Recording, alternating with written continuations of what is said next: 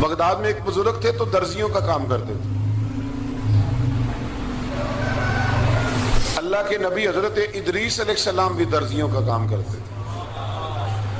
خوش ہوئے نا آپ بات سن کے؟ پیشہ کوئی بھی برا نہیں. ایک برا ہے وہ ہے ہاتھ پھیلانا. اس کے علاوہ کوئی پیشہ برا یہ برا نہیں، یہ ہاتھ پھیلانا برا ہے.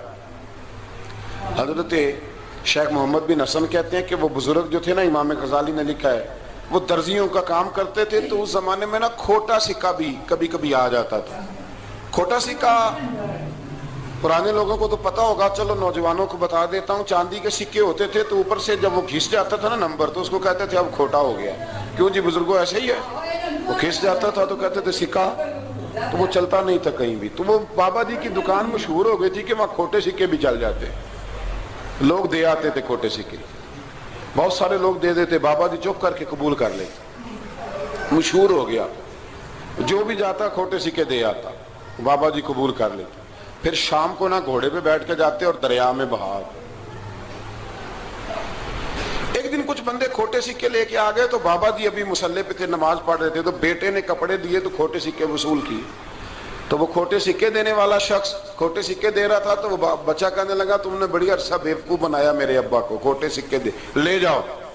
کہنے لگا تمہیں واقعی نہیں پتا چلتا کھوٹے ہیں؟ کہا ابا جی کا نہیں مجھے پتا، پر مجھے تو پتا ہے نا. اور میرا ابا شام کو کھول کے دیکھتا ہے تو پھر جو کھوٹے کھوٹے ہوتے ہیں انہیں دریا میں بہا کے آتا ہے. لے جاؤ اپنے.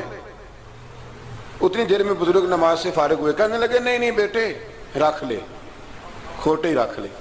سننا بات. کہا جناب کیوں؟ فرمانے لگے میں کھوٹے اس لیے رکھ لیتا ہوں کہ لوگوں نے پیسوں میں ملا کے دوسروں کو بھی تو دینے ہیں نا. تو میں چاہتا ہوں چلو باقی لوگ نقصان سے بچ جائیں، ہمارا تو گزارا ہو ہی رہا ہے، باقی لوگ نقصان سے بچ جائیں. اور فرمایا پھر میں شام کو جا کے دریا میں ڈال کے آتا ہوں کہ کہیں میری اولاد بھی ان کو آگے نہ چلا دے. میں چاہتا ہوں کہ اور لوگ اس کام سے بچ جائیں. درویش کہتے ہیں کہ جب اس بابے کا آخری وقت آیا نا تو جو اس نے جملہ کہا میرا کلیجہ پھٹ گیا. آخری وقت جو اس نے دعا مانگی تو فرماتے ہیں میرے اندر وجد اور کیف کی صورت پیدا ہو گئی. فرماتے ہیں ان بزرگوں نے اپنے آخری وقت دعا مانگی، اے اللہ میں نے ساری زندگی کھوٹے سکے قبول کیے تاکہ تیرے بندے شر سے بچ جائیں، تو یا اللہ تو بھی اس کھوٹے سکے کو قبول فرما لے. اللہ میں نے کھوٹے سکے قبول کیے، کھوٹے، تاکہ تیرے بندے تکلیف سے بچ جائیں. تو مالک میں بھی کھوٹا ہی ہوں، اللہ تو بھی اس کھوٹے کو قبول فرما لے. اور یہ دعا مانگ کے نا تو کبھی روتے کبھی ہنستے. لوگوں نے کہا کیا ہوا؟ کہتے ہیں لگتا ہے رب نے کھوٹا سکہ قبول فرما لیا، لگتا ہے کہ اللہ نے کھوٹا سکہ قبول. لوگوں کو تکلیف سے بچائیں. ہمارا وجود یارو مطلب کیا ہو جائے گا 2 منٹ کے لیے سمجھ لیں کیا ہو جائے. یعنی اگر آپ بڑے غصے سے باہر آئے اور پاپڑ بیچنے والے پہ آپ نے غصہ نکال لیا سارا، میں رات کی ڈیوٹی کر کے آیا ہوں تھکا ہوا ہوں اور تو پاپڑ بیچنے آ گیا، تم لوگ بڑے نالائق ہو بدتمیز ہو. آپ نے یہ سخت جملے کہہ دیے، چپ کر کے وہ آدمی معذرت کر کے گزر گیا.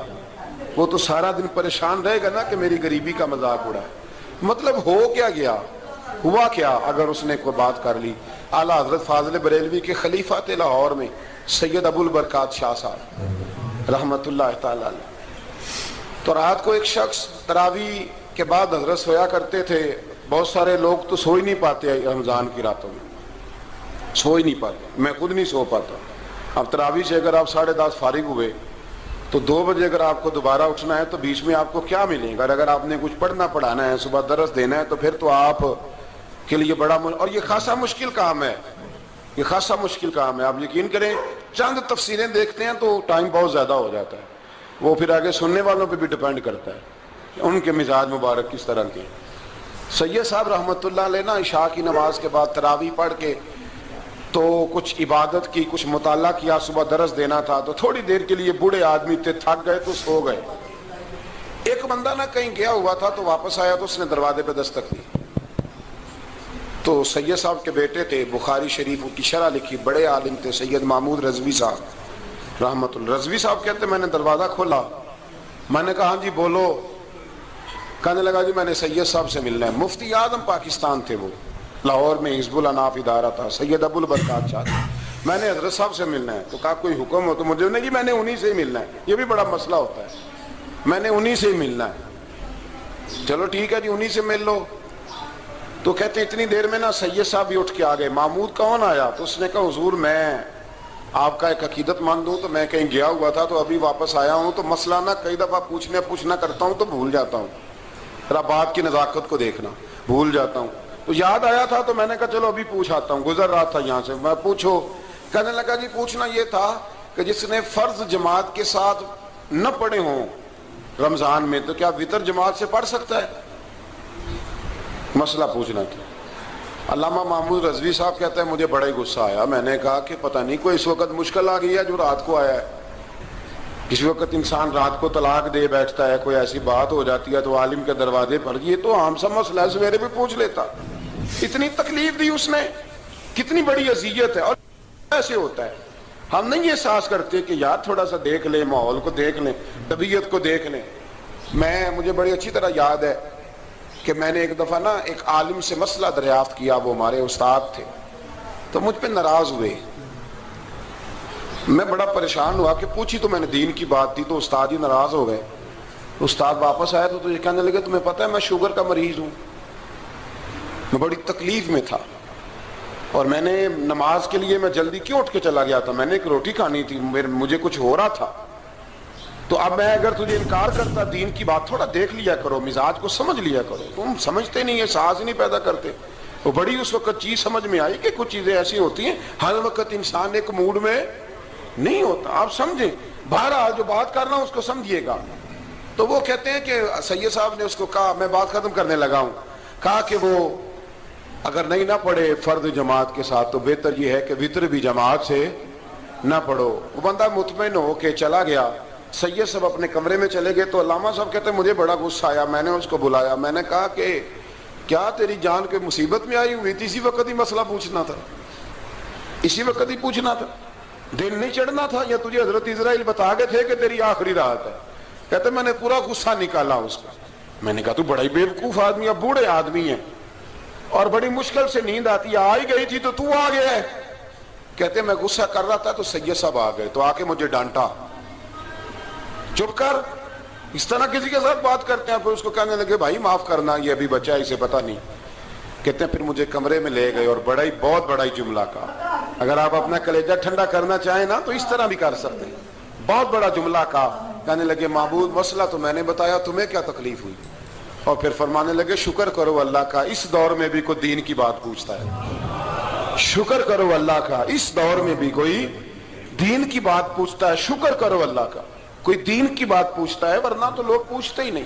تو اگر آپ خوش کرنا چاہیں اپنے آپ تو آپ سائیکل والے پہ غصہ کرنے کی بجائے یہ بھی تو کہہ سکتے ہیں نا شکر ہے رزق حلال کما رہا ہے, مانگ کے نہیں کھاتا, شکر ہے یہ محنت کر رہا ہے اپنی.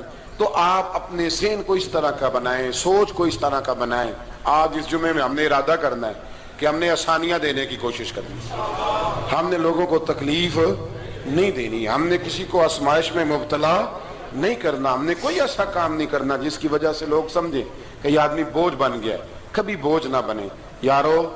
کتنا بدبخت ہے وہ آدمی جس کے مرنے کی لوگ دعا مانگے, اس کے مرنے کی.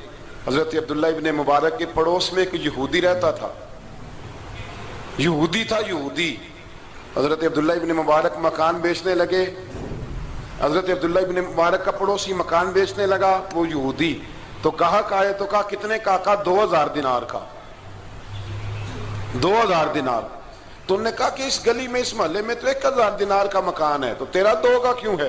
کہنے لگے 1000 میرے مکان کا اور 1000 عبداللہ ابن مبارک کے پڑوسی ہونے کا, اس لیے کہ اتنا شاندار پڑوسی تمہیں کبھی نہیں ملے گا جس کی ہم نے کبھی آواز ہی نہیں سنی. 1000 روپیہ لوں گا ان کے پڑوس میں جگہ دینے کا, 1000.